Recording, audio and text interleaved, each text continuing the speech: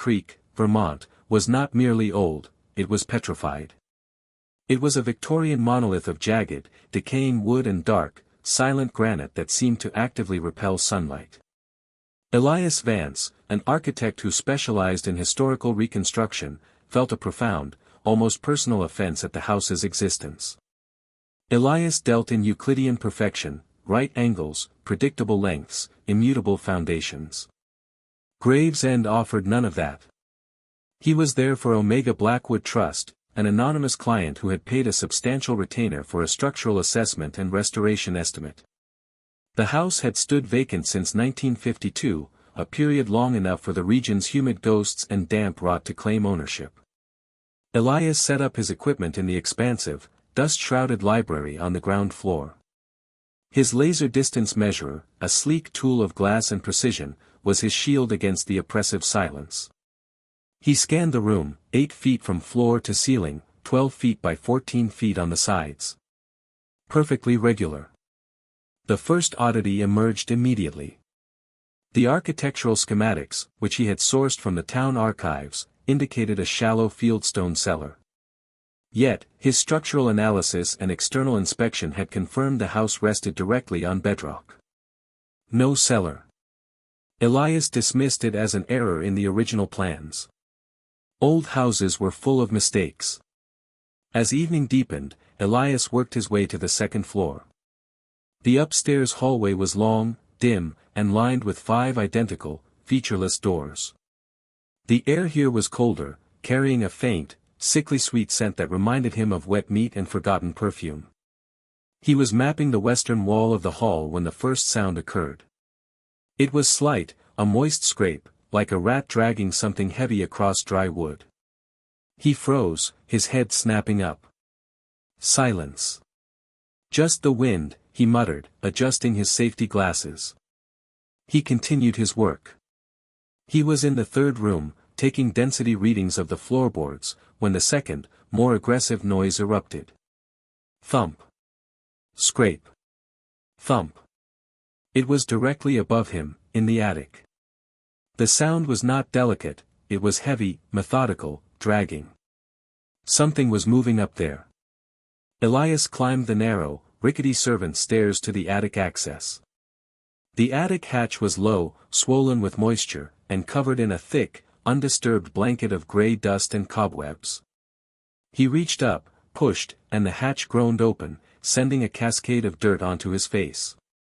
He shone his powerful flashlight up.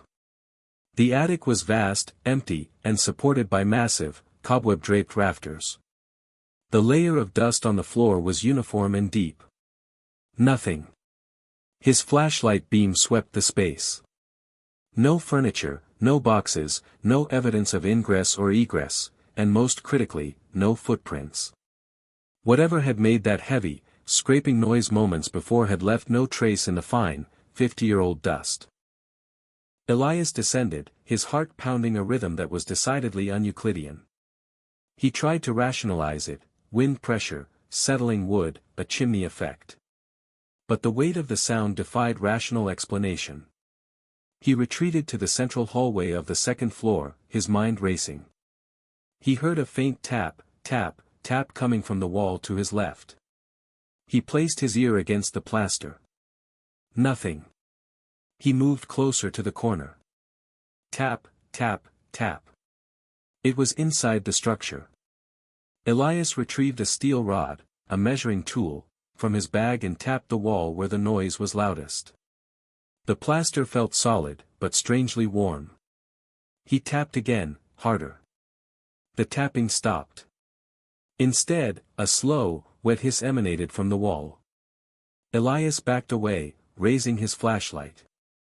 A point in the plaster, no bigger than a quarter, began to darken and stretch. It wasn't cracking, it was warping.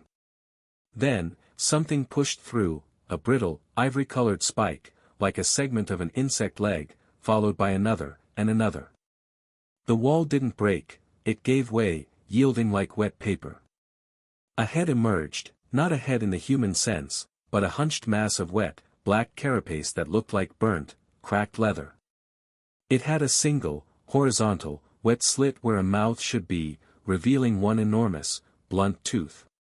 It had no eyes, but it felt his presence. The thing was low, coiled, and smelled of methane and damp earth. It was pulling itself out of the wall, its jointed limbs silent and unnaturally long. Elias dropped the steel rod.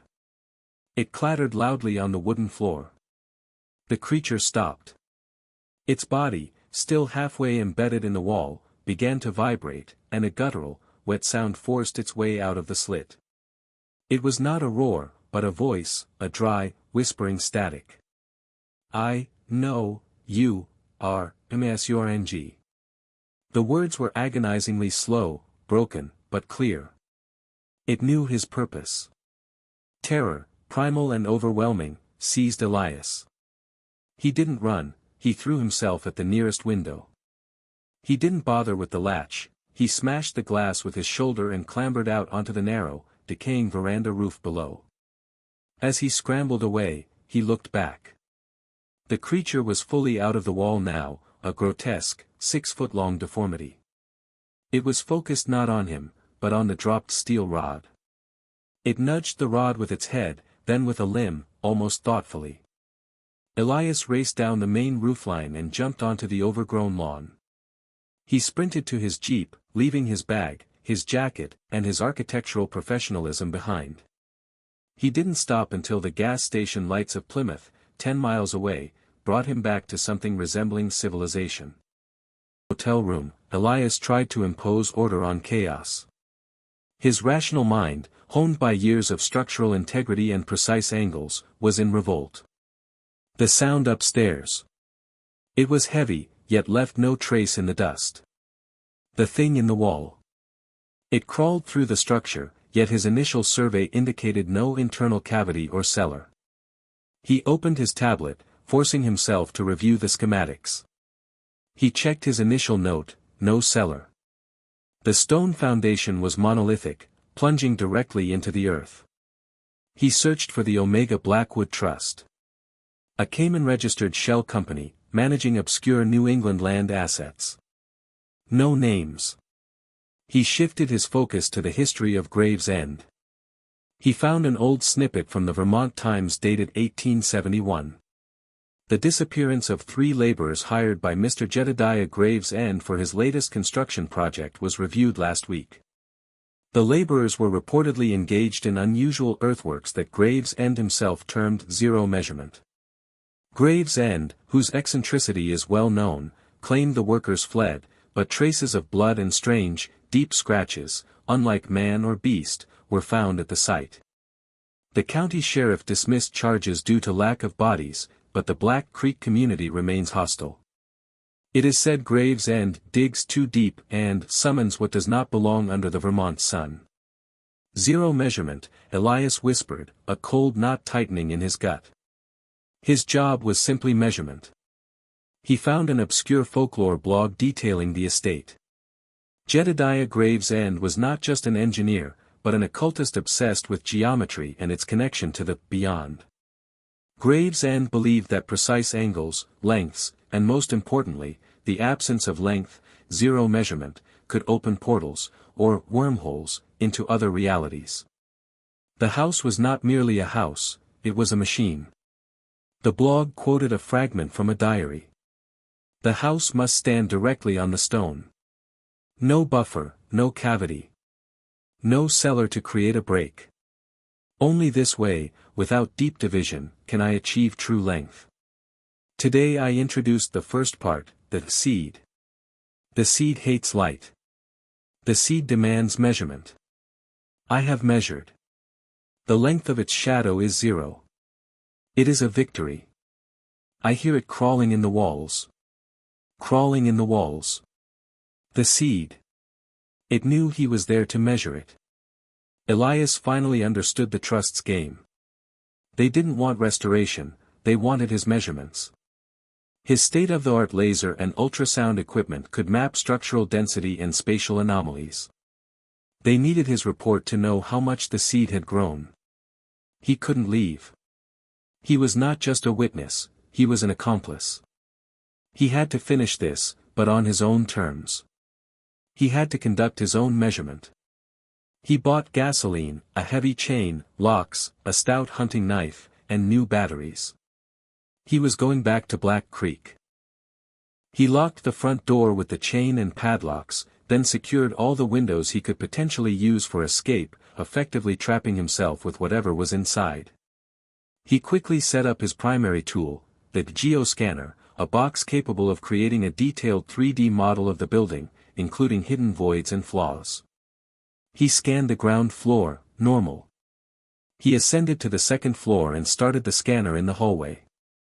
In the spot where the bony protrusion had appeared, the geoscanner alarm flashed. Density anomaly, air pocket with unknown organic mass. Depth, 6 inches. Elias pried open a gap in the wall with his knife. Inside, there was no insulation, only a warm, black void, like the inside of a massive throat. A thick, sweet stench of decay wafted out. He moved to room 2, the room he had fled the previous night. When he checked the tablet, the 3D model revealed a terrifying truth. The geoscanner showed room 2 was not empty. It showed a hidden geometry. Beneath the floor, unseen, was a perfect cube, 8 feet high, oriented at a 3.7-degree angle to the house's foundation. Inside this cube, the scanner registered a high concentration of wet, organic mass. This was the heart of the entity. The sound he heard upstairs was the creature stomping inside this hidden cube, which was suspended between the load-bearing beams. The cube was Gravesend's zero measurement, a non-Euclidean space protected by a material that warped light and sound. The wet rasping was audible now, muffled, but clearly emanating from directly beneath his feet. He was standing on the ceiling of the cube. He saw his structural escape, for massive, load-bearing beams held the second floor, and the cube, in suspension. If he cut the beams, the cube would collapse. He rushed downstairs, dousing one of the primary beams near the laundry room with gasoline. He heard the geoscanner upstairs transition to emergency mode. The cube was moving. Warning, structural collapse imminent. The thing knew his plan. As he brought the lighter to the saturated wood, the wall beside the beam, the one holding the organic mass, tore. Not cracked, but ripped like paper. A long, thin, bark-covered arm shot out, grasping his ankle. The touch was burning hot, like acid. Elias screamed, falling. The lighter slipped, landing on the gasoline-soaked floor. FSH. A small, hungry blue flame instantly devoured the fluid and began to lick the ancient wood of the beam. The creature's arm recoiled with a high-pitched, vibrating shriek. Elias grabbed a heavy iron poker from the fireplace. He had wounded it. He slammed the poker into the tear in the wall. Dark red, oily fluid sprayed out. He pulled back the poker, and a piece of black, cracked hide was impaled on the tip. KHRR. The mass was shrieking in pain. Elias smashed the nearby window. His only exit. He scrambled through, tumbling onto the lawn. Boom! A profound, sickening thud shook the earth. Elias looked up. The window of room 2, where the cube was suspended, warped. The glass didn't shatter, it curved, before bursting outwards in a plume of thick, black, fetid smoke, the smoke of decay, not fire. In the choking smoke, the black, hunched mass, larger and more enraged than before, pulled itself onto the windowsill. It was focused entirely on him. YOUDIDN TFINISHMESURING.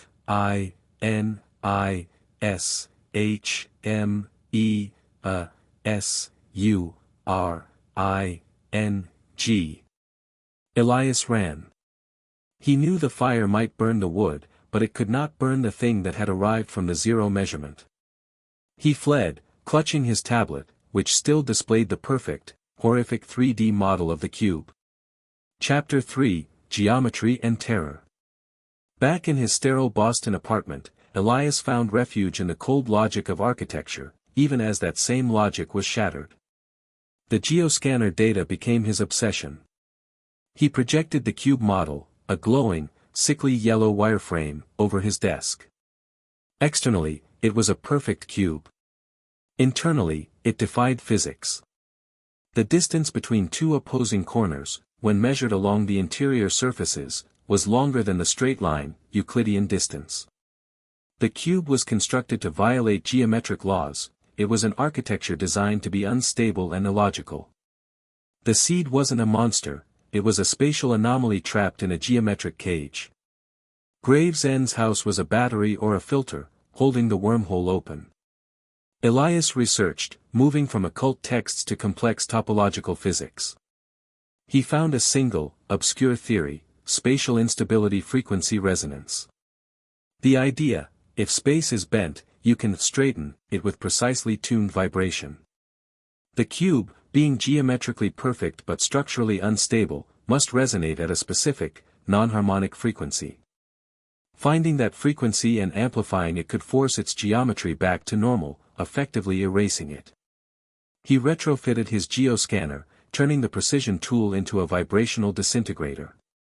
Then, the inevitable call from Mr. Thorne, his boss. "Elias, the Omega Blackwood Trust is demanding your report. They know you were there. And they know you saved the data. They are extremely insistent." Elias knew they wanted the cube's frequency. Not to destroy it, but to control it. He cut the call and initiated his plan: escape and finish the job. Before he left, he received an anonymous, cryptic email: an old map of Vermont with an obscure cemetery near Black Creek highlighted, marking one grave, Jedediah Gravesend, 1820–1891. Beneath the name, written in a spidery, inhuman script: "He is the key to resonance." Patch of earth. He found Gravesend's tombstone.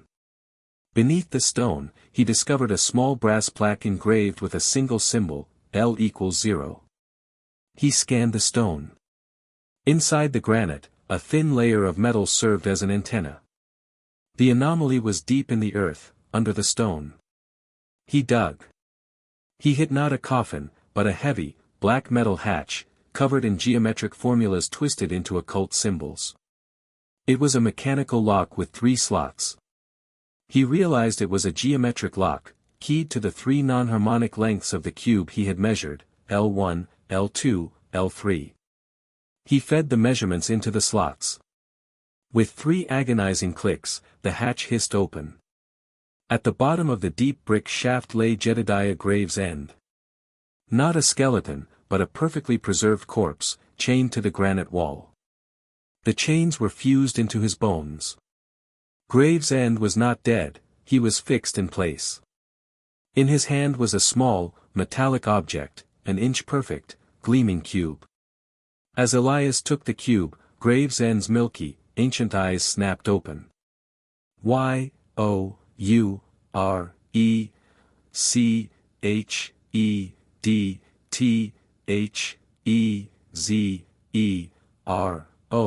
the voice was a dry, papery whisper.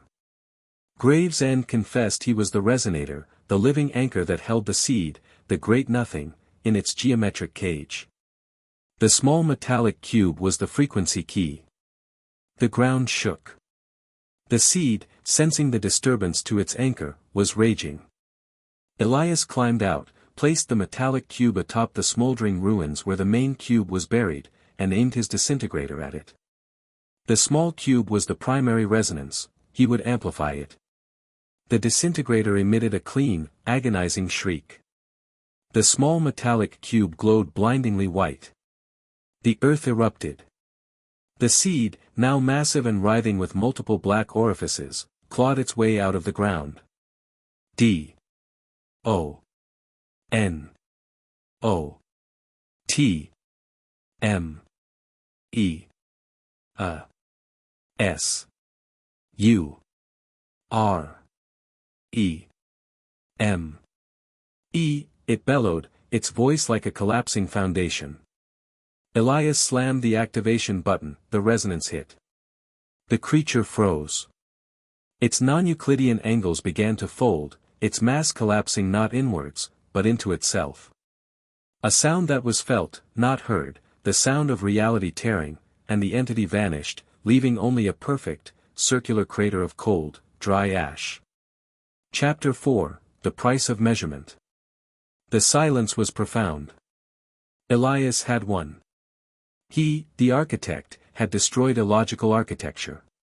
He returned to Boston, but his victory was only a shift. His architectural precision became his torment. Straight angles in his skyscraper apartment looked wrong. He measured 90 degrees, but his brain registered 90.73. He saw buildings by other architects and felt the unseen, non-Euclidean structures hidden in their foundations. He hadn't just destroyed the seed, he had retuned his own mind to the frequency of the zero measurement. He could now perceive the thinness, the subtle wormholes, in everyday reality.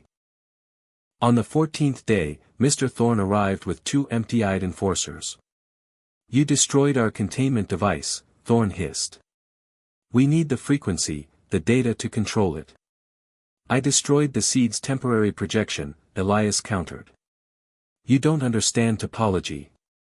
Nothing cannot be destroyed. It can only be defined." As the first enforcer reached for him, Elias looked past the man, past the superficial humanity, and saw the simple, easily disruptible lines that formed his geometric existence. Elias pressed the low-frequency pulse on his disintegrator. The hallway did not break, it warped. Straight lines became waves. The floor beneath the first enforcer curved into a negative space, and the man disappeared, sucked into a void that wasn't there. Elias hit the floor again. The ceiling above the second enforcer became too low. The space compressed, forcing the man to his knees, his scream muffled by the altered atmospheric pressure. Thorne, pale and trembling, realized the truth. You've become the resonator yourself. You see the cubes, you are the key. "I am the one who can measure you," Elias said. With his escape script confirmed, Project L equals 0 uploaded to the dark net, Elias fled, smashing a window and scaling down the technical ladder. Thorne was left alone in a corridor that no longer obeyed Euclid. Elias Vance was officially declared missing. He stopped being an architect and became something more vital, the architect of reality. He moved constantly, avoiding places with perfect geometry, living in a world where distances were deceptive and the pulse of nothing was a constant companion. Sometimes, in forgotten corners, he found subtle, new anomalies, tiny, perfect cubes beginning to grow. They were new seeds, triggered by his earlier interference. Elias knew his work was not over. He was the guardian of measurements, destined to hunt the ill-defined flaws in reality.